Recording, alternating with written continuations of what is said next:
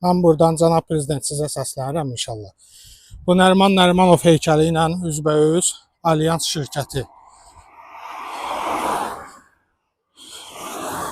dövlət televiziyaları da gəlib çəkiblər və o bir neçə gün qabaq ən axırıncı dəfə Xəzər TV gəldi çəkdi və bundan başqa bütün çəkilişlər olunub, çox medialar hər yanda göstərib, amma Nəriman Nərimanov heykəli ilə üzbəyüzdə olan Alyans şirkətinin etdiyi bu haqsız cinayətlərə, o şirkət kimindirsə tam dəqiq bilmirik, yoxsa promoy adını çəkərik. Amma onun heç olmasa biraz insafı varsa, yəqin ki bu işlə maraqlanar, yəqin ki ən azından onun da yəqin ki ailəsi var, gedər maraqlanar ki bu cəmaatın başına anası, yoldaşı, uşaqları və s.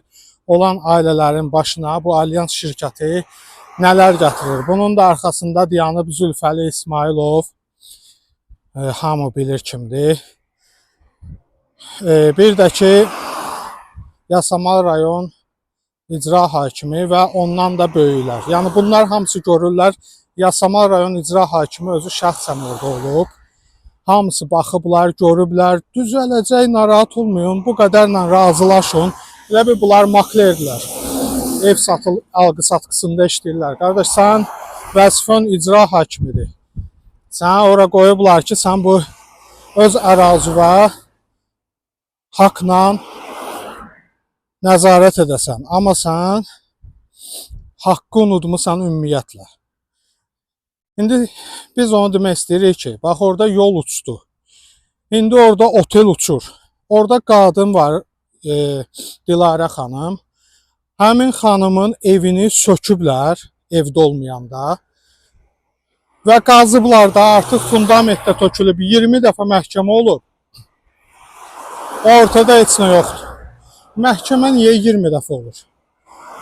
Yəni pul gözləyir, nədir, başa düşmürəm.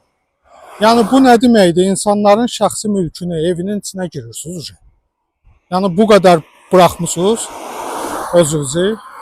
Cənab prezident, bu özünü buraxanlarla zəhmət olmasa tədbir görün. Artıq bezmişik. O birisi ailənin de orada evi artıq uçmaq üzrədir, az qalıb. Yəni əgər nəysə olsa heç kim cavab verə bilməyəcək və ölkədə bunun kimilər, bunlar kimilər vəzifələrindən istifadə eləyib, özlərinə dayday tapanlar qudurublar və istəyirlər ki, elə